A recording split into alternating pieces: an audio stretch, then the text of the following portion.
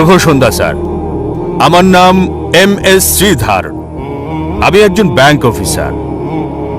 আমার উপার্জনটা ব্যাংক থেকে, মানে ব্যাংকের আসল আয় বা সুদ থেকে। আমার কিছু মুসলিম বন্ধু আছে যারা খুবই নিয়ন্ত্রিত। এমনকি আমার বাসায় খাবার বা চা খাওয়া তারা মনে করে যে এটা ব্যাংকের আসল উপার্জন অর্থাৎ সুদের থেকে আসে। দয়া করে বলুন যে এই যে সুদ এবং কোরআন যা বলছে তা যদি একই হয়, তবে আধুনিক ব্যাংকগুলো যে চালু আছে এবং লেনদেন করে চলেছে, আসলে প্রশ্নটা ভালোভাবে আমি বলতে পারছি না। আমি দুঃখিত, আমি ব্যক্তিগতভাবে পেশাগত অনেক সমস্যায় আছি, মানে লেনদেন বা আমার মুসলিম বন্ধুদের সাথে টাকা পয়সা লেনদেন করা এসব বিষয় নিয়ে, কারণ তারা বলে এটা সুদের সাথে সংশ্লিষ্ট। দয়া করে বিস্তারিত বলবেন। ভাই একজন অমুসলিম ব্যাংকে চাকরি করেন আর প্রশ্ন করলেন যে মুসলিমরা কেন এত কঠোর, তার বাসায় আসে না, কারণ তার উপার্জনটা হচ্ছে সুদের। আর ইসলাম সুদের ব্যাপারে কি বলে? এক্ষেত্রে তিনি টাকা পয়সা লেনদেন করতে গিয়ে খুব সমস্যায় আছেন। ভাই, আরবি শব্দ হলো রিবা। রিবা মানে সুদ এবং অতিরিক্ত আদায়।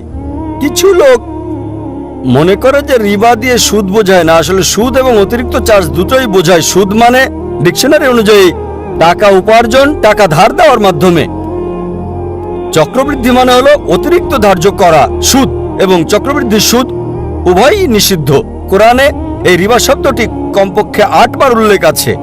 সূরা আল ইমরান 3 নম্বর অধ্যায় 130 নম্বর আয়াত, সূরা নিসা 4 নম্বর অধ্যায় 161 নম্বর আয়াত, সূরা বাকারা 2 নম্বর অধ্যায় 275 নম্বর আয়াত 3 বার, সূরা বাকারা 2 নম্বর অধ্যায় 276 নম্বর আয়াত, সূরা বাকারা 2 নম্বর অধ্যায় 278 ও 279 নম্বর আয়াত। আমি শুধু শেষ আয়াতটা বলছি, সূরা বাকারা 2 নম্বর অধ্যায় 278 ও 279 নম্বর আয়াত, যে যদি তোমরা চক্রবৃদ্ধি সুদ এবং সুদ পরিত্যাগ না করো তবে যুদ্ধের ঘোষণা করো আল্লাহ এবং রাসূলের প্রতি। সুতরাং যে সুদ দিল বা সুদ নিল সে যুদ্ধের ঘোষণা করছে সর্বশক্তিমান ঈশ্বর আল্লাহ এবং নবীজি মুহাম্মদ সাল্লাল্লাহু আলাইহি ওয়াসাল্লামের সাথে। এটা হচ্ছে ইসলাম ধর্মে বড় গুনাহগুলোর মধ্যে একটি, জঘন্য অপরাধের একটি। একটি হাদিসে আছে সুদের সর্বনিম্ন গুনাহ হচ্ছে জিনা করার সমান, মায়ের সাথে ব্যভিচারের সমান। এখন এর পেছনে যুক্তি কি? আমার ভিডিও ক্যাসেট দেখতে পারেন, সুদমুক্ত অর্থনীতি, কোরআন অনুযায়ী বিস্তারিত সেখানে বলা হয়েছে। যুক্তিতে যদি আপনাকে প্রমাণ দিতে হয় ইসলামের সুদ কেন হারাম, কয়েক ঘন্টা সময়ের দরকার হবে। এখন সম্ভব নয়, কিন্তু সংক্ষেপে বলতে গেলে কেন সুদ নিষিদ্ধ, কারণ এটা ধনীকে আরো ধনী করে এবং গরিবকে আরো গরিব করে। এছাড়াও অনেক ক্ষতিকারক দিক রয়েছে, যেমন আপনি জানেন 80-র দশকে অধিকাংশ ব্যাংক জুয়ার কেন্দ্র প্রতিষ্ঠা করেছিল, মদের বার ইত্যাদি প্রতিষ্ঠা করেছিল। আর ইসলামে আমরা মুনাফা এবং ক্ষতি বন্টনে বিশ্বাস করি। এখন দেখুন, আপনি একজন ব্যাংকার, সবচেয়ে বেশি লোন পায় সবচেয়ে ভালো কোম্পানি। সুদ চালু করেছে, এই ব্যাংকিং ব্যবস্থা চালু করেছে রাজা পঞ্চম জর্জ। রাজা পঞ্চম জর্জ আসল দায়ী হচ্ছে সে। অতীতে এমনটা ছিল না, কিন্তু বর্তমানে ধনীরা আরো ধনী হচ্ছে। একজন দরিদ্র লোক লোন তুলতে গেলে তার জন্য খুবই কঠিন। দেখা হয় তার কি কি সম্পদ আছে, তার উপার্জন কত। এজন্য একজন দরিদ্রের পক্ষে লোন পাওয়া খুবই কঠিন। আর যদি আপনি বড় বড় কোম্পানিগুলো দেখেন, সবচেয়ে বড় কোম্পানি তারা শর্তমুক্ত কোম্পানি। এজন্য এখন আমরা দেখছি স্টক তালিকা হচ্ছে। জানেন অনিল আম্বানি, তিনি রিলায়েন্স পাওয়ার চালু করেছেন। কতগুলো? 1.1 লাখ কোটি। যা প্রত্যাশা করেছিল তার চেয়ে শতগুণ বেশি পেয়েছে। কোন ব্যাংকই তাকে এত টাকা দিতে পারবে না। তিনি কি করেছিলেন? তিনি চালু করেছেন স্টক। স্টকটা কি? এটি ইসলামিক পদ্ধতি, লাভ লোকসান বন্টন, ঠিক? আর সুদ এটা হারাম, কারণ অনেক নেতিবাচক দিক আছে। ইসলামে মুনাফা এবং লোকসান সমবন্টনে বিশ্বাস করি।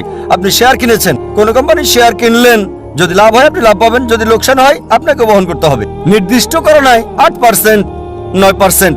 অনেকে এইভাবে অনেক টাকা পায়। আর তারা যেটা করে তা হলো শেয়ার ছাড়ে।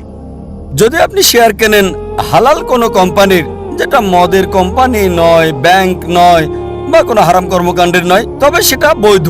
সুতরাং আমরা ইসলামে লাভ লোকসান বন্টনে বিশ্বাস করি। অনিল আম্বানি চালু করেছেন, প্রত্যাশার চেয়ে শতগুণ বেশি পেয়েছেন, ঠিক?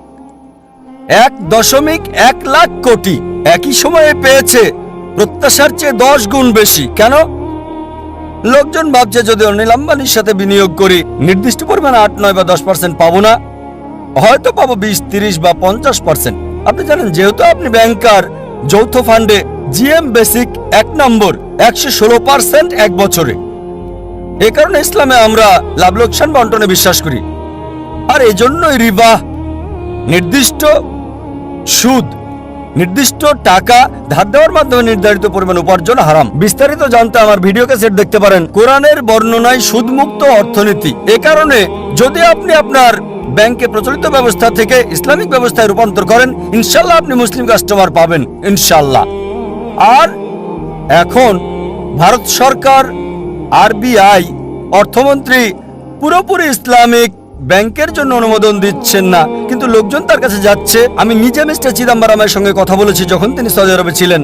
আর খুবই সম্ভাবনা আছে মনমোহন সিং, আমাদের প্রধানমন্ত্রী, তিনি আগে অর্থমন্ত্রী ছিলেন, অর্থনীতি ভালো বোঝেন। খুবই সম্ভাবনা রয়েছে ইনশাল্লাহ, ইনশাল্লাহ তিনি প্রধানমন্ত্রীর সঙ্গে বিষয়টা পর্যালোচনা করেছেন, মনমোহন সিং এবং অর্থমন্ত্রী মিস্টার চিদাম্বরম। খুবই সম্ভাবনা আছে যে অতি শীঘ্রই আমরা একটা ইসলামিক ব্যবস্থা পাবো।